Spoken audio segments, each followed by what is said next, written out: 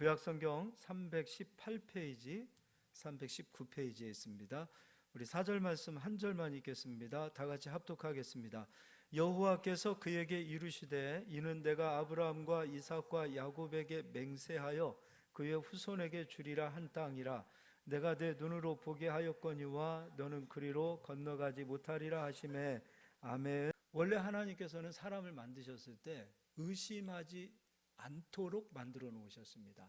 근데 우리가 언제부턴가 이렇게 의심이 생긴 이유는 무엇일까? 왜 우리의 마음에 의심이 생겼을까? 그것은 사실 의심이라는 것은 우리를 보호하고자 하는 보호막이라고 합니다. 그러니까 심리학적으로 사람이 왜 자꾸 의심하는가? 자기 보호를 위해서 의심을 한답니다. 또 한 가지는 우리가 살다 보면 너무 많은 상처를 받기 때문에 그 상처와 배신과 아픔 때문에 의심하게 된답니다. 그러니까 어떤 면에서 보면 의심은 나쁜 것이기도 하지만 우리를 보호하고자 하는 하나의 우리 안에 있는 감정일 수도 있다는 것입니다. 상처가 많은 사람일수록, 아픔이 많은 사람일수록, 배신을 많이 당한 사람일수록 의심이 마음속에 가득하다라는 겁니다. 그리고 그 의심은 때로는 우리를 보호하기도 합니다. 그래서 제가 지난 시간에도 의심은 결코 나쁜 것이 아니다 이런 얘기를 했습니다. 그러니까 의심하는 것은 그만큼 우리가 이 세상을 살아가는 데 있어서 하나의 어떤 면에서 보면 우리를 보호하기 위한 감정일 수도 있다는 것입니다. 목사님, 의심하지 않고 사는 사람도 있지 않을까요? 그렇지 않습니다. 왜 우리가 의심하며 사는가? 의심이라는 감정이 우리에게 있기 때문에 우리가 학교에서 공부도 합니다. 그리고 지식을 쌓습니다. 공부한다라는 것, 지식을 쌓는다라는 것은 이 세상 자체는 온통 의심 덩어리입니다. 그래서 지식을 채우는 겁니다. 그래서 공부하고 또 정말 깨어있고 많이 배우고 그런 많은 경험을 쌓는 이유는 무엇이냐면 그만큼 세상은 다 의심 덩어리이기 때문입니다. 그래서 합리적으로 지식을 쌓아서 그 의심하는 것들을 하나하나 좀 해소하고자 하는 그런 마음에 공부도 하고 그러는 것입니다. 근데 하나님의 말씀은 지식을 쌓는다라는 수준이 합리적인 것을 추론해서 믿겠다가 아니에요. 그러니까 하나님의 말씀은 배워서 믿겠습니다. 그러면 말씀은 절대로 믿을 수 없어요. 하나님의 말씀은 믿어야만이 되는 겁니다. 그러니까 믿어야만이 그 말씀을 우리가 체험하고 경험할 수 있는 것입니다. 의심에서는 절대로 하나님의 말씀은 경험되어질 수 없다 이렇게 말하고 있습니다. 그러면 인간이 의심이라는 것이 쌓이기 시작하는 그 배경, 그 영적인 배경은 언제부터인가? 창세기를 가서 좀 보도록 하겠습니다. 창세기 3장입니다.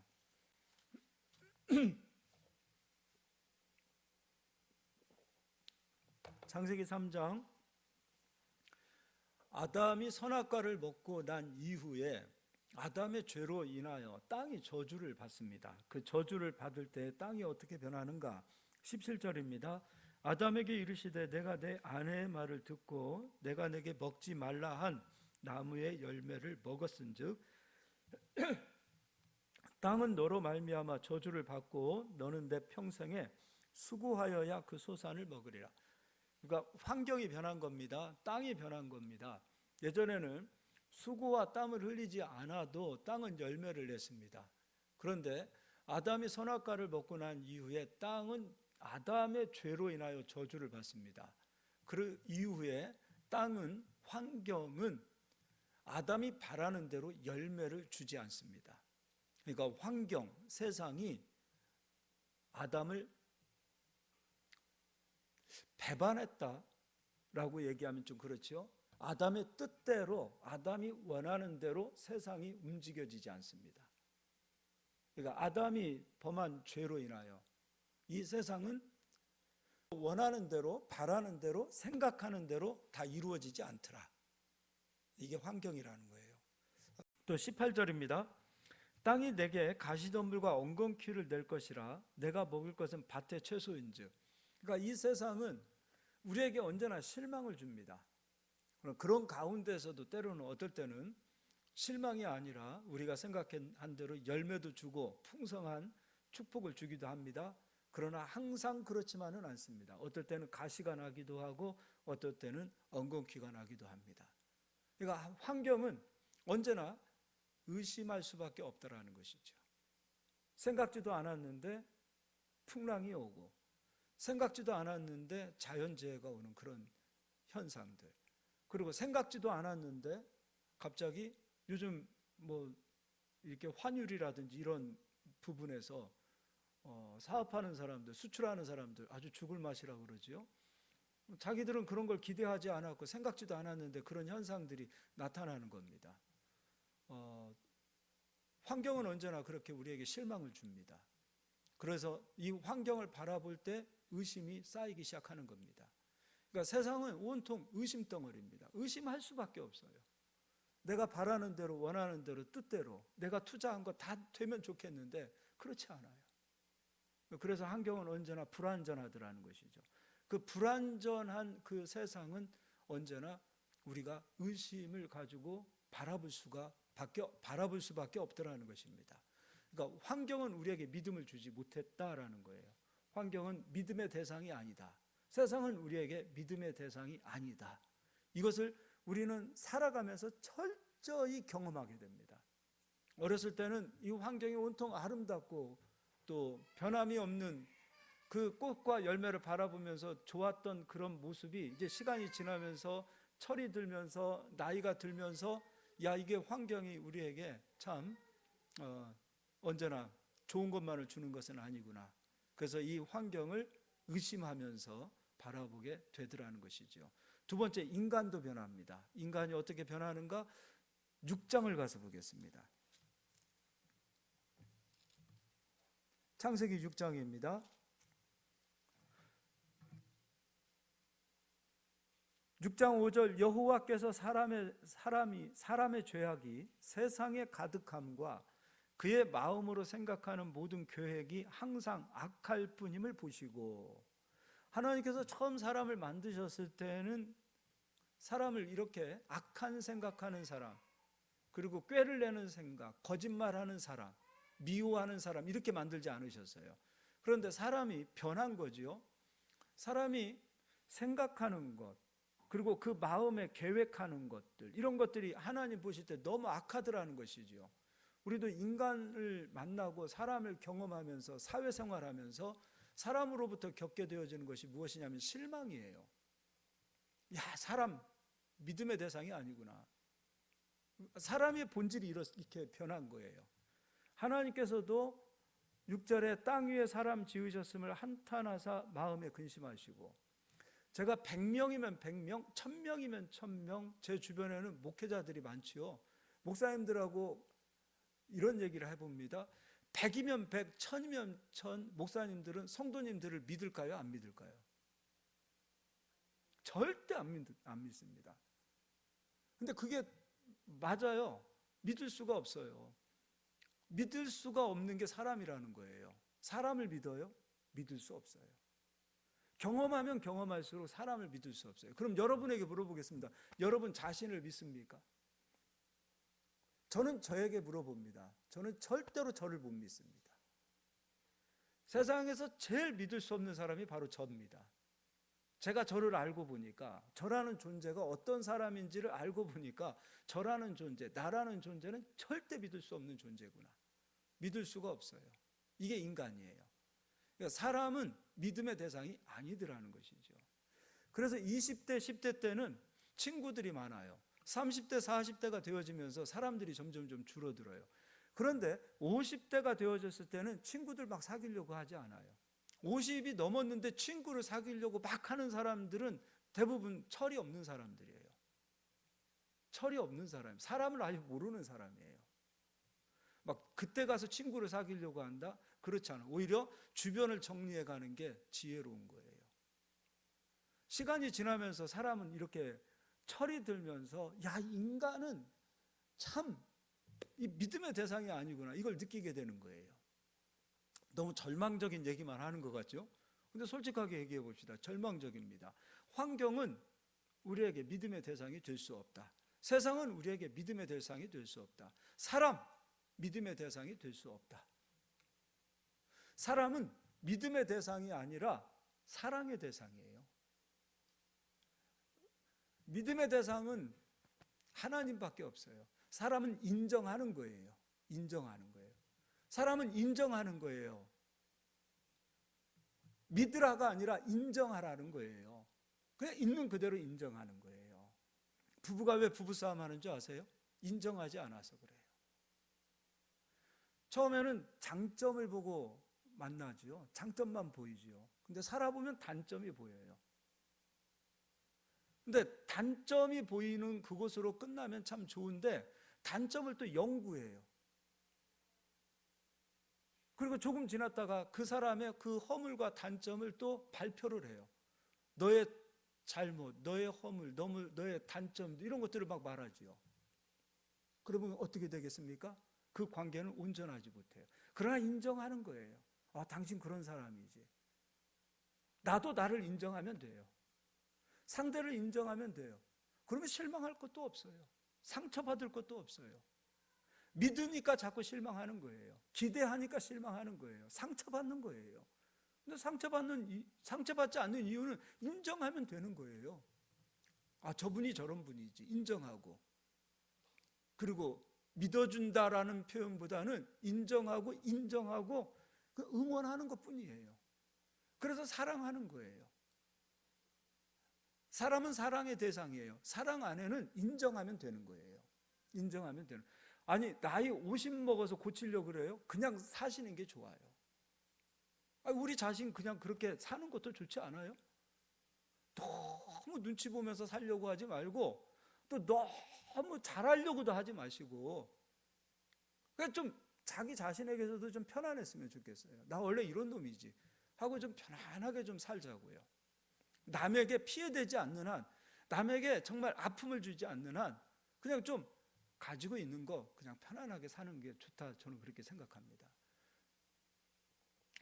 할렐루야. 제가 우리 집사람하고 살아보니까 인정하면 되겠더라고요. 인정하지 않으니까 자꾸 상처를 주고 상처를 받아요. 그런데 인정하니까 마음이 편안하고 사랑스럽고 다툴 일이 없는 거예요. 근데 인정하자. 집에 가서도 인정하자. 당신은 이래. 뭐가 틀렸어. 뭐가 고쳐졌으면 좋겠어. 그거 말할 필요 없더라고요. 그리고 말한다고 해서 고쳐지지 않아요. 인정하면 되는 겁니다. 사람은 인정합시다. 그러나 사람은 믿음의 대상이 아닙니다. 그러나 어쨌든 우리는 인생을 살면서 사람으로부터 실망해서 의심이 생깁니다. 세상으로부터 실망을 해서 의심이 생깁니다. 근데 문제가 생겼습니다. 하나님을 만났는데 자꾸 하나님을 사람 대하듯이 하나님을 의심하더라는 거예요. 하나님을 만나서 하나님의 자녀가 되었는데 환경을 대하듯이 하나님을 대하더라는 거예요. 그게 문제란 말이에요. 그러니까 사람을 대하듯이 하나님을 대하는 거예요. 하나님은 인정하는 수준을 넘어야 돼요. 하나님은 믿음으로 우리가 다가서야 돼요. 근데 자꾸 하나님을 의심하는 거예요. 자꾸 세상을 의심하듯이 하나님을 의심하는 거예요. 말씀을 자꾸 의심해요. 그래서 학교 다닐 때 공부해가지고 하나라도 더 많은 지식을 쌓으면은 이게 틀렸네, 맞았네 한다라는 그런 생각으로 하나님의 말씀을 배우려고 하시는 분들도 있어요. 이걸 합리적으로 이해할 수 있어요? 이해되어져서 성경을 믿어요? 홍해바다가 갈라진 것을 어떻게 세상의 지식으로 여러분 그거를 합리적으로 그거를 말할 수 있겠습니까? 합리적인 것이 하나도 없어요. 제가 봤을 때는. 홍해바다가 갈라진 사건을 어떻게 여러분 공부해가지고 물리학으로, 과학으로, 수학으로 그걸 어떻게 계산을 해서 그거를 합리적으로 말할 수 있겠습니까? 성경은 그냥 하나님께서 가르셨다. 이스라엘 백성들이 마른 땅으로 건너갔다. 그렇게 선포하고 끝나고 있어요. 믿어야만이 성경이 믿어지는 것이고 믿어야만이 역사가 나타나는 것인데 우리는 자꾸 인간이 가지고 있는 의심병이 도져가지고 성경을 자꾸 합리적인 지식으로 자꾸 이게 맞네 틀리네 이걸 가려낸단 말이에요. 그러니까 역사가 안 나타나는 거예요. 동정녀 마리아가 예수님을 낳으셨다. 이게 말이 되는 얘기예요? 남자와 여자가 결혼하지 아니한 상태에서 함께 합방하지 아니한 상태에서 여자 혼자 아이를 낳아요? 이게 어떻게 말이 되는 겁니까? 말이 안 되는 거예요. 아니 빈 항아리에 물을 집어넣었는데 그 물이 포도주로 변해요? 이걸 어떻게 과학적으로 해석을 할 수 있겠습니까? 말이 안 되는 거예요. 말이 안 되는 거예요. 병에 걸린 사람이 어떻게 예수님의 이름으로 병든 자는 나을지어다 했는데 어떻게 낫느냐 이거예요. 이게 말이 되는 겁니까? 공부 마냥 의사들이 봤을 때는 다 정신병자 같은 얘기들이 아니겠어요? 약 먹어야 되고 수술해야 낫는 건데 어떻게 예수님의 이름으로 손을 얹었는데 병이 낫느냐라고 말하는데 이걸 어떻게 세상 지식으로 풀어내겠습니까?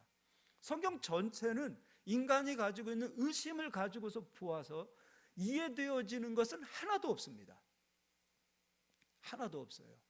그러니까 우리 속에 들어와 있는 이 먹물로 이것을 이해하고 이것을 배워서 내가 합리적으로 내가 이게 과학적으로 맞으면 믿겠습니다 라고 말하면 죽을 때까지 믿을 수가 없어요. 우리가 사람을 대하고 실망했을 때 그것이 우리에게 상처가 되어서 인간을 대하는 의심이 우리 마음속에 생겼고, 세상은 우리에게 언제나 실망을 주었단 말이에요. 우리에게 좋은 것을 주기도 했지만 실망을 줄 때가 더 많았단 말이에요. 그래서 세상으로부터 받은 그 상처가 그대로 마음에 생겨서 의심병이 도져서 그 의심병을 가지고 주님을 대하듯이 대한다. 그러다 보니 믿음이 생기지가 않는 거예요. 그러다 보니 가지고 있던 믿음들이 점점점 사라지기 시작하는 거예요.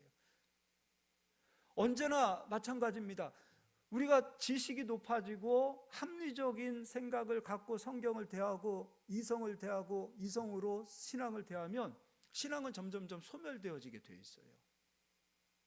그래서 하나님을 대할 때는 사람 대하듯이 대하지 말자. 하나님을 대할 때는 세상을 대하듯이 대하지 말자.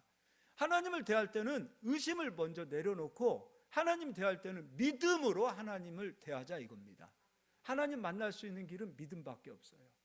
사람과 사람 사이에 언어가 있듯이 하나님과 사람의 그 언어도 하나님과 우리가 소통하기 위해서는 단 한 가지 믿음밖에 없어요.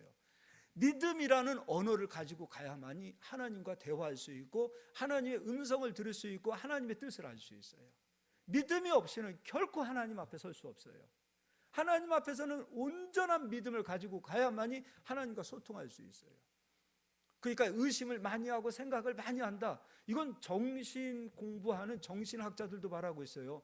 생각이 많은 사람, 의심이 많은 사람, 그것이 그 사람의 생각이 되어진 사람은요 우울증 생깁니다.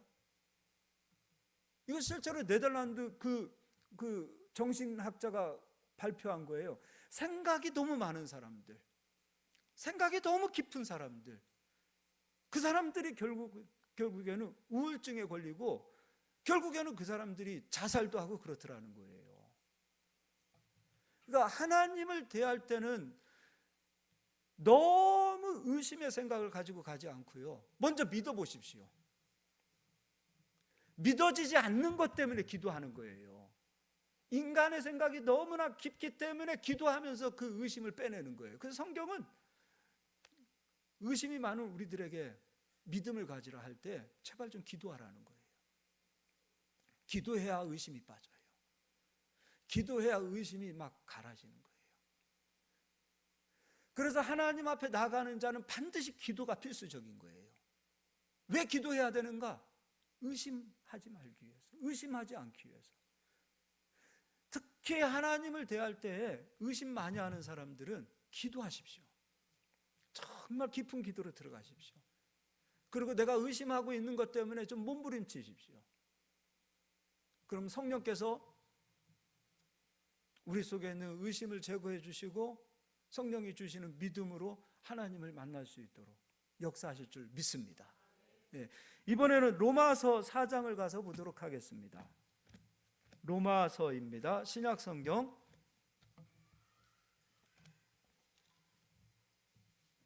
로마서 4장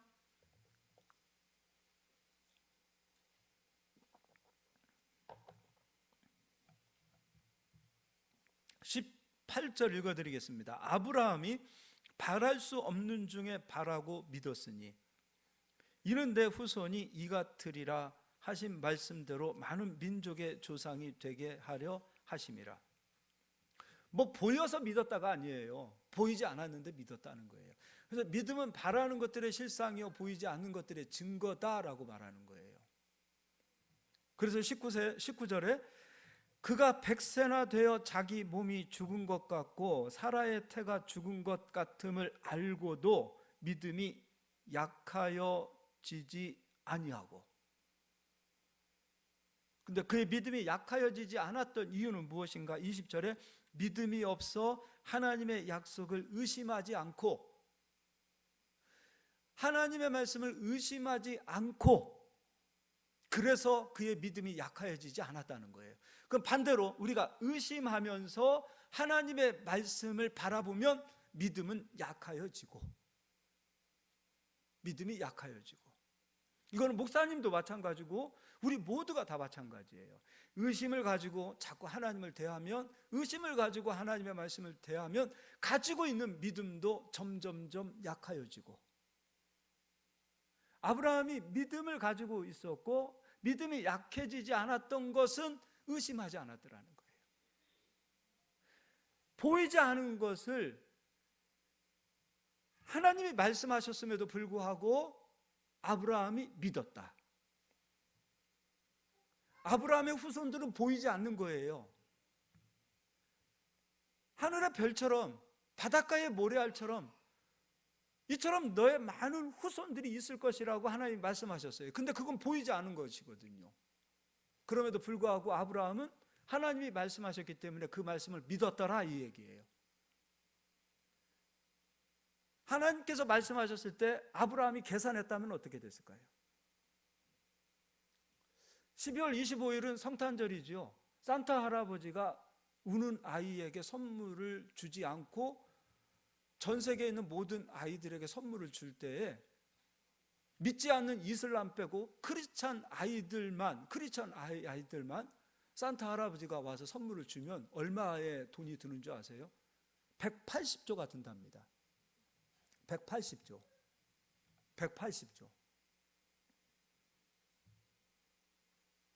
산타 할아버지가 전 세계에 있는 예수님 믿는 아이들에게 선물을 주기 위해서는 선물값, 포장지값 해가지고 180조가 든다는 거예요. 그걸 믿는 사람은 없을 거예요. 믿어요? 안 믿을 거예요. 그만큼 우리는 이제 의심이 아예 머릿속에 이제 박혀 있기 때문에 그걸 믿는 사람은 없을 거예요. 그런데 하나님의 말씀이 마치 산타 할아버지가 우리에게 선물을 줍니다라고 하는 것과 같은 마음으로 하나님의 말씀을 우리가 똑같이 그렇게 의심한다면 안 된다는 거예요. 그러니까 세상의 관점, 세상의 계산으로 하나님의 말씀을 대하지 말자는 거예요. 하나님께서 말씀하시면 됩니다. 하나님께서 말씀하시면 되는 거예요. 그래서 아버지가 말씀하신 것이 나에게 이루어집니다라는 것은 계산해서 내가 얻어내는 것이 아니라, 의심해서 얻어내는 것이 아니라 믿어서 얻어내는 거예요. 믿어야만이 되는 겁니다. 할렐루야. 의심하지 않았을 때에 믿음이 약해지지 않았다. 이제 갈라디아서도 가서 보겠습니다. 갈라디아서 3장입니다. 이제 우리에게 얘기해 봅시다. 3장 6절, 아브라함이 하나님을 믿음에 그것을 그에게 의로 정하셨다 함과 같으니라. 여기에서 의심이라는 말은 빠져 있지만 로마서 4장 말씀을 보니 아브라함이 의심하지 않고 믿음에 하나님께서 그것을 의로 여기셨다, 같은 말씀이지요. 여기에는 의심이라는 말은 빠졌지만 로마서 말씀대로라면 아브라함이 의심하지 않고 하나님의 말씀을 믿음에 그것을 의로 여기셨다. 세상은 의심하는 거예요. 사람은 믿음의 대상이 아니에요. 그래서 우리가 알게 모르게 사람을 대할 때도 세상을 대할 때도 의심하는 마음이 우리에게 이미 형성이 되어 있습니다. 사람으로부터 상처받고 사람으로부터 배신당하고, 사람 정말 믿을 대상이 아니구나, 이런 게 우리 마음속에 뼛속 깊이 새겨져 있단 말입니다. 그런데 그 관점으로 하나님을 대하는 게 문제라는 거예요. 그 관점으로 하나님을 의심하고 그 관점으로 하나님을 신뢰하지 않는 것이 문제라는 거예요. 그러니까 세상을 대하는 관점과 하나님을 대하는 관점이 다르자 이거예요. 하나님을 대할 때는 믿음으로 대하고 세상을 대할 때는 의심으로 대하기보다는 합리적인 관점으로 세상을 대합시다. 의심이라는 말을 빼고 합리적인 관점으로 세상을 대하고 하나님을 대할 때는 믿음으로 대하자 이겁니다. 그리고 7절 그런즉 믿음으로 말미암은 자들은 아브라함의 자손인 줄 알지어다. 그럼 우리도 의심하지 않고 믿어야 아브라함의 자손이다 라는 거지요. 8절 또 하나님이 이방을 믿음으로 말미암아 의로 정하실 것을 성경이 미리 알고 먼저 아브라함에게 복음을 전하되 아브라함에게 먼저 이 복된 소식을 전했습니다. 모든 이방인이 너로 말미암아 복을 받으리라 하였느니라. 그럼 우리도 언제 복을 받습니까? 하나님의 말씀을 의심하지 않고 믿을 때 복이 옵니다. 왜 복이 자꾸 연체되어지고 미루어지고 지체되어지는가? 의심하고 있는 거예요. 신앙생활을 하면서 자꾸 하나님을 의심했던 것을 생각해 보십시오. 그러니까 의심이 사라진 사람과 의심이 있는 사람과의 차이점이 있습니다. 의심이 있는 사람의 기도와 의심이 없는 사람의 기도는 다릅니다. 의심이 있는 사람은 기도하고도 여전히 의심입니다. 이게 이루어질까? 이루어지지 않을까? 그러나 의심이 제거되어진 사람은 기도한 이후에 내가 드린 기도는 반드시 이루어진다. 그러니까 기도의 힘이 다른 거예요. 기도를 막 힘있게 목이 터져라 기도했다고 해서 기도가 아니라 어떤 면에서 보면은 배에 있을 때 무서워서 고함을 질렀던 제자들 한번 보십시오. 근데 그때 그들은 의심했었습니다.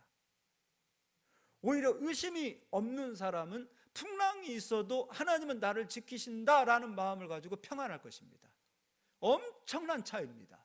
우리가 생각했을 때는 목이 터져라 기도했던 사람이 의심이 없는 사람 같고 더 열정적인 것 같은데 오히려 평안함 속에서 하나님이 일하실 것이다, 하나님 역사하실 것이다, 하나님 나를 도우실 것이다, 그 풍랑 가운데서도 잔잔한 그 발걸음을 걷는 사람들이 더 훌륭한 사람일 수도 있다는 것입니다. 한번 생각해 봅시다. 나는 하나님을 의심하면서 대하고 있는가? 신앙생활을 오래 했다고 해서 의심이 없는 게 아닙니다. 의심을 제거하지 못한 상황에서 신앙생활을 오래 하면 오래 할수록 나의 신앙생활이 회칠한 무덤이 돼가는 거예요. 믿음 있는 척은 해야 되겠는데 속에는 믿음이 없는 모습. 오히려 신앙생활을 했기 때문에 겉으로는 믿음이 있는 모습을 가져야 되는데 속은 텅 비어있는 거예요. 의심으로. 오히려 반대로 목회자라는 직분을 갖고 있는 사람은 목사이기 때문에 믿음이 있는 모습을 보여야 한단 말이죠. 근데 속에는 믿음이 없다, 의심이 있다. 그럼 그거야말로 진짜 회칠한 무덤이 되는 거예요. 우리가 새벽에 배웠던 나병 환자가 되는 거예요. 믿음이 있는 척 해야 될 거 아닙니까? 믿음이 있는 척이 아니라 믿음이 있는 목사가 되어야 되는데 믿음이 없고 의심이 채워지면 믿음이 있는 척하는 목사가 된다는 거예요. 성도님도 마찬가지입니다.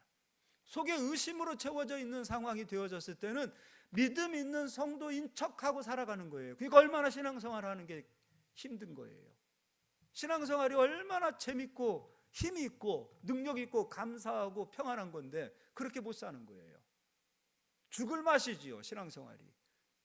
의심을 가지고 신앙생활을 하면 신앙생활 자체가 고달픈 거예요. 자유가 없어요. 힘든 거예요. 예배 나오는 것도 너무 힘든 거예요. 그러나 의심이 아니라 믿음이 있는 상황에서 신앙생활을 하게 되어지면 그 신앙생활 자체가 힘이 있는 거예요. 잔잔한 힘이 있는 거예요. 여러분 힘있게 신앙생활 하시기를 바랍니다. 그리고 아브라함과 함께 복을 받는 저희들이 되시기를 소망합니다. 9절 말씀 읽어드리겠습니다. 그러므로 믿음으로 말미암은 자는 믿음이 있는 아브라함과 함께 복을 받느니라. 믿음이 있어야 아브라함과 함께 복을 받습니다. 믿음이 있어야 복을 받습니다. 의심하면 안 되는 겁니다. 세상을 대하듯이 하나님 대하지 마십시오. 사람 대하듯이 하나님 대하지 마십시오. 왜 하나님을 사람 대하듯이 대합니까? 왜 하나님을 세상 대하듯이 대하냐 이거예요. 믿음이 없이는 하나님을 기쁘시게 할 수 없나니 하나님을 기쁘게 할 수 있기 위해서는 반드시 하나님 계신 것을 믿으라. 그리고 하나님은 자기를 찾는 자에게 상 주시는 이심을 믿으라. 우리 하나님 우리에게 가장 좋은 것으로 주시길 원하시는 분이세요. 우리가 기도하고 우리가 간구하고 구하면 무엇이든지 주기를 원하시는 하나님이세요. 의심하지 않고 구하고 찾고 두드리는 것은 받은 줄 믿으라 말씀하셨어요. 근데 자꾸 우리가 의심하는 거예요. 그래서 구하고도 못 받는 거예요. 야고보 사도도 얘기하고 있어요. 지혜가 부족한 자가 있느냐 내게 와서 구하라. 그런데 그 뒤에 그런 말씀하고 있어요. 의심하면서 구하는 자는 무엇이든지 받기를 기대하지도 말랍니다. 두 마음을 품는 자랍니다. 그러니까 우리가 진짜 제거해야 되는 것은 무엇인가? 의심이에요. 우리가 바라봄이라는 것을 이야기했어요. 가나안 땅은 바라보는 것입니다. 그런데 바라만 봐서는 안 돼요. 소유하고 그 땅을 내가 밟아야 합니다. 하나님의 말씀은 눈으로 보라고만 주신 거 아니에요. 바라만 보라고 주신 거 아니에요. 요한 사도가 얘기한 것처럼 바라보고 손으로 만져야 되는 거예요. 만져야 되는 거예요. 가나안 땅은 바라보고 그쳐서는 안 돼요. 들어가서 차지하고 정복하고 깃발을 꽂고 내 땅이요 하고 소유권을 주장해야 되는 곳이 가나안 땅인 곳이에요. 가나안 땅은 그러한 땅이에요. 내 땅이 아니 내 땅이에요. 우리 땅이에요. 하나님의 말씀은 내 땅이에요. 우리 땅이에요. 우리의 소유가 되어져야 돼요. 그러기 위해서는 바라본 그 모든 말씀을 의심하지 말고 좀 믿으시기 바라요. 그리고 구합시다. 세상은 우리에게 실망을 주고 우리에게 배신을 주었다 하더라도 하나님의 말씀은 우리를 실망시키지 않으세요. 우리 배신하지 않으세요. 사람은 우리에게 실망을 주고 상처를 주어도 하나님은 절대 우리를 배신하거나 상처를 주거나 아픔을 주지 않으세요. 자기 아들을 아낌없이 주셨어요. 자기 아들을 아끼지 않고 내어주신 그 아버지께서 가장 좋은 것으로 우리에게 주시지 않겠느냐 말씀하셨어요. 그 아버지 아니십니까? 그 아버지가 계시는데 아버지 주세요라고 구하는 게 자녀의 권리 아닙니까? 하나님 좀 주십시오.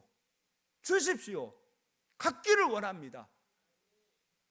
세상은 우리가 구해도 우리를 이용하려고 하지만 하나님은 우리를 이용하시는 분이 아니세요. 쓰다가 버리시는 분이 아니세요. 종을 쓰고 버리는 분이 아니에요. 종을 귀하게 여기시고 보배롭게 여기시고 존귀하게 여기시는 분이 하나님이세요. 하나님 앞에 종처럼 쓰임받은 자들 하나님은 버리지 않으시는 거예요. 자기 자녀를 하나님은 외면하지 않으세요.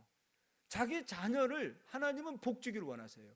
그런데 아버지와 자녀의 그 소통의 그 언어는 믿음이에요. 의심을 가지고 아버지께 가면 소통할 수 없어요. 믿음을 가지고 가는 거예요. 그러니까 주여 믿습니다 이렇게만 고백하지 마시고 중심에서 믿음을 가지고 아버지께 갑시다. 이건 저를 향해서 하는 얘기고 우리 모두를 향해서 하는 얘기입니다. 우리 믿음 좀 가집시다. 할렐루야. 아브라함의 아들이 이삭입니다. 그럼 이삭도 하나님의 말씀을 의심하지 않았을 때 아브라함이 가졌던 복을 이삭도 받겠죠. 이삭의 아들이 야곱 아닙니까? 야곱도 하나님의 말씀을 의심하지 않고 믿었을 때에 하나님께서 이 복을 주시겠죠. 우리도 아브라함의 자손 아닙니까? 우리도 마찬가지로 하나님의 말씀을 의심하지 않고 믿었을 때에 아브라함에게 역사하셨던 하나님, 이삭에게 역사하셨던 하나님, 야곱에게 역사하셨던 하나님, 우리에게도 역사하신다 이겁니다. 이삭만 보도록 하겠습니다. 창세기 가서 보겠습니다. 창세기 26장입니다.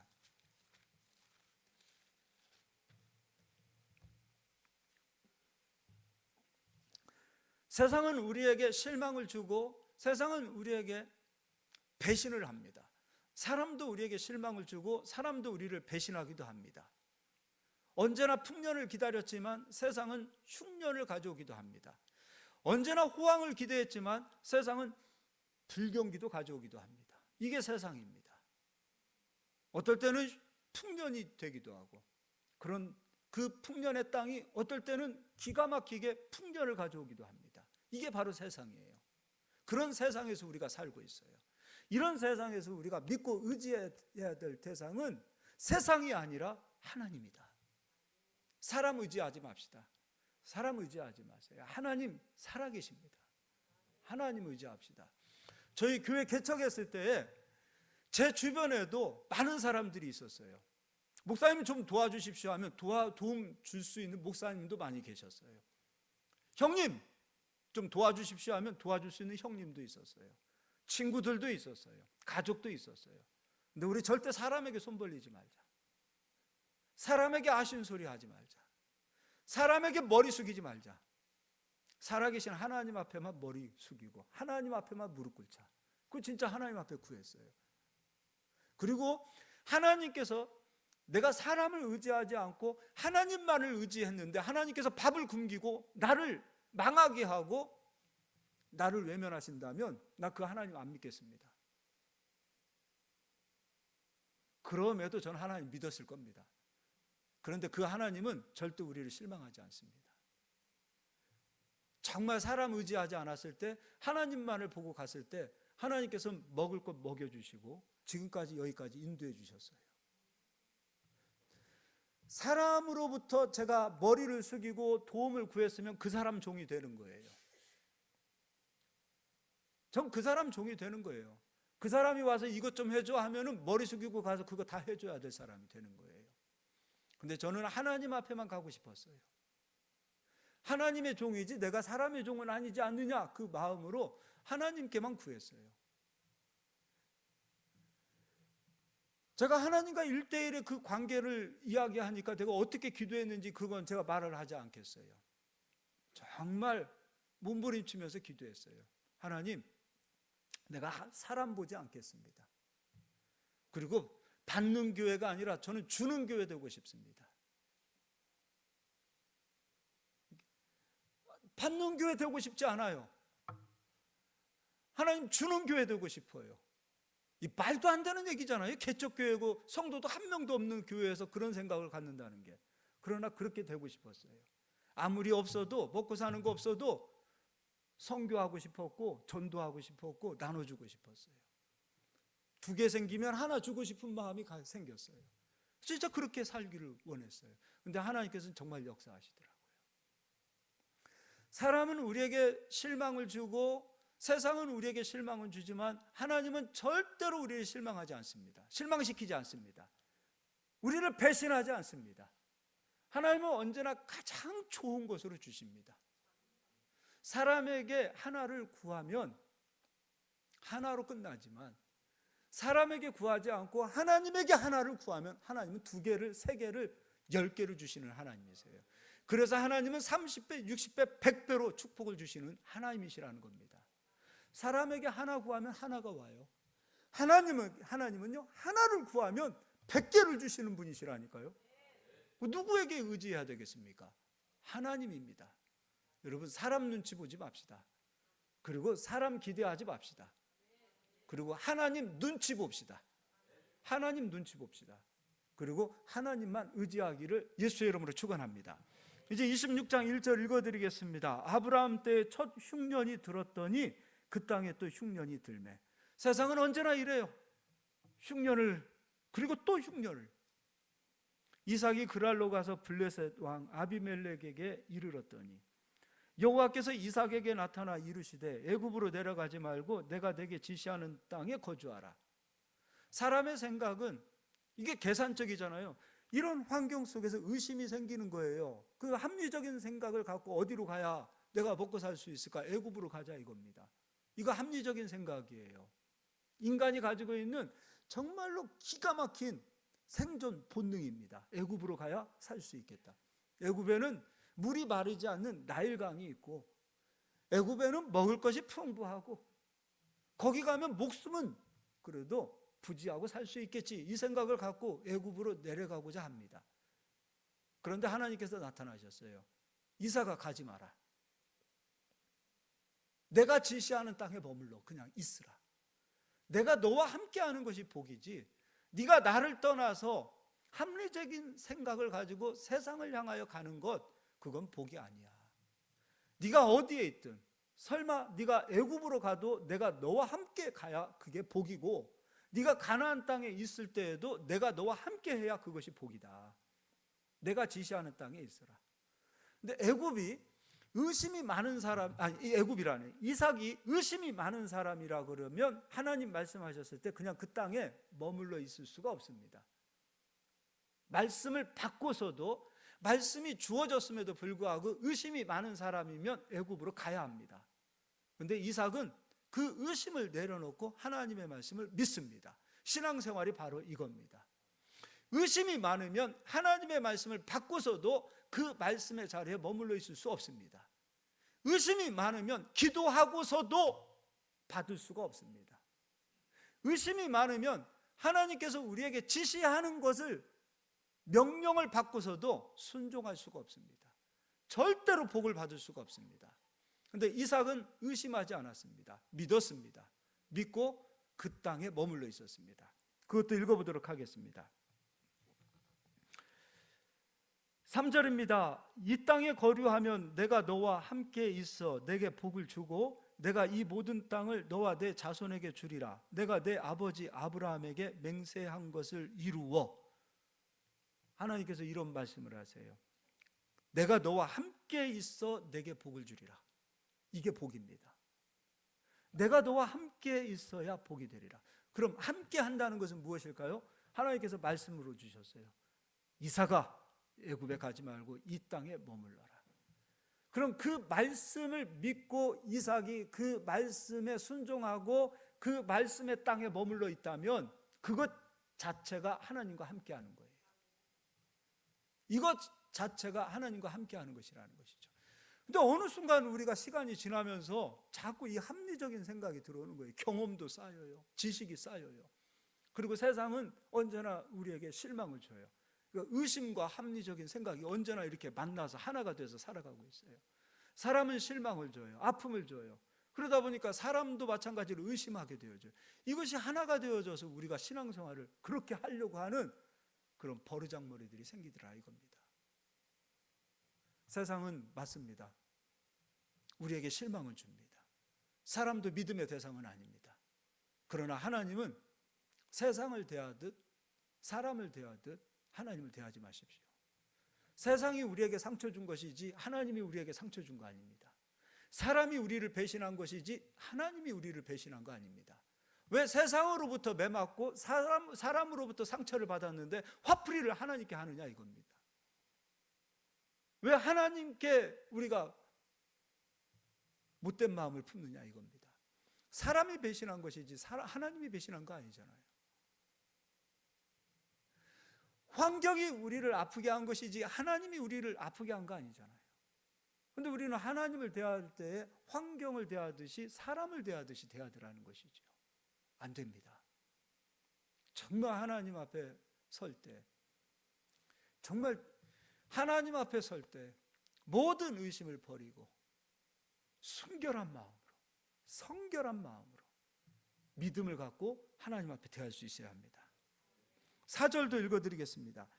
내 자손을 하늘의 별과 같이 번성하게 하며 이 모든 땅을 내 자손에게 주리라. 내 자손으로 말미암아 천하 만민이 복을 받으리라. 이삭아 애굽 가지 마. 내가 지시하는 땅에 있어. 이삭이 의심이 많은 사람이라면 예 하나님 그러고서 야 짐 싸 하고 애굽으로 갔을 거예요. 근데 이삭은 하나님의 말씀을 믿었어요. 아버지 아브라함처럼 의심하지 않고 믿었어요. 의심하지 않고 믿었기에 가지고 있는 믿음도 약해지지 않았어요. 그런데 의심하고 애굽으로 갔다면 이삭이 기본적으로 가지고 있었던 믿음도 서서히 소멸되고 약해져 갈 것입니다. 우리의 믿음이 약해진 이유가 언제부터였을까? 내가 의심을 따라간 거예요. 말씀을 따라가는 것이 아니라 자꾸 의심을 따라갔던 거예요. 내 믿음을 세우기 위해서는 어떻게 해야 되는가? 의심이 아닌 믿음으로 말씀을 따라가시길 바랍니다. 역사는 이때부터 나타나기 시작합니다. 12절 읽어드리겠습니다. 이삭이 그 땅에서 농사하여, 지금 기근의 땅입니다. 이 기근의 땅에 이삭이 미친 사람처럼 농사를 짓기 시작합니다. 원래 기근이 있을 때는 씨 뿌려도 그 씨가 자랄 수가 없습니다. 믿음을 가지고 내가 이 땅에 머물러 있으면 하나님이 함께 하셔서 나에게 복을 준다라는 그 말씀을 믿고 의심하지 않고 씨를 뿌리는 겁니다. 울며 씨를 뿌린 거예요. 믿음으로 씨를 뿌린 거예요. 그럼 그 씨에 대한 책임은 하나님이 지시는 겁니다. 12절입니다. 이삭이 그 땅에서 농사하여 그 해에 100배나 얻었고 100배나 얻었습니다. 여호와께서 복을 주심으로. 사람에게 구하면 하나를 받지만 하나님께 구하면 하나를 구했을 때 100을 받습니다. 지혜로운 사람은 이 말씀을 듣고 깨달을 줄 믿습니다. 저는 우리 성도님들이 지혜로우신 분들이 되시기를 바랍니다. 하나를 하나님 앞에 구하면 하나님은 100을 주십니다. 그런데 하나님을 외면하고 사람에게 찾아가서 하나를 구하면, 세상에게 기대하고 하나를 구하면 세상은 하나를 주면 감사하지요. 가지고 있던 것도 빼앗아가는 게 세상입니다. 그러나 하나님은 그렇지 않습니다. 우리가 믿음으로 하나를 심으면 하나님은 100을 주십니다. 저는 이런 복을 우리 성도님들이 누려야 된다고 봅니다. 13절에 그 사람이 창대하고 왕성하여 마침내 거부가 돼요. 믿음의 사람들은 언제 거부가 되는가? 세상이 흉년 들었을 때입니다. 지금 세상이 흉년 들어가고 있습니다. 요셉이 애굽에 갔을 때에 7년 풍년이 있었고 7년 흉년이 있었습니다. 그런데 요셉이 언제 드러났습니까? 요셉의 존재가 언제 드러난 겁니까? 7년 흉년이 있었을 때입니다. 하나님의 사람들은 지금 이 시대가 어렵고 힘들고 이 세상이 기근과 흉년을 주고 있는 세상 아닙니까? 이때가 기회입니다. 2025년도는 세상 사람들처럼 자꾸 절망의 소리 내지 마십시오. 의심의 언어들로 자기 자신을 속이지 마세요. 여러분이 의심의 말을 하면 그 말을 다른 사람도 듣지만 여러분이 들어요. 그리고 여러분이 속아요. 이 세상 속에서도 하나님 함께 하셔서 우리에게 복을 주신다. 그런 믿음을 가지시고 2025년도는 좀 배짱 있게 좀 말씀이 존재로 이루어지는 것을 좀 존재와 실상으로 만들어내는 우리 성도님들이 다 되시기를 예수의 이름으로 축원합니다. 좀 배짱 있게 삽시다. 그리고 기회입니다. 내가 하나님의 사람입니다라고 말할 수 있는 기회는 바로 여기에 있습니다. 다 갖춰지고 부족함이 없는 곳에서는 믿음의 역사가 잘 드러나지 않아요.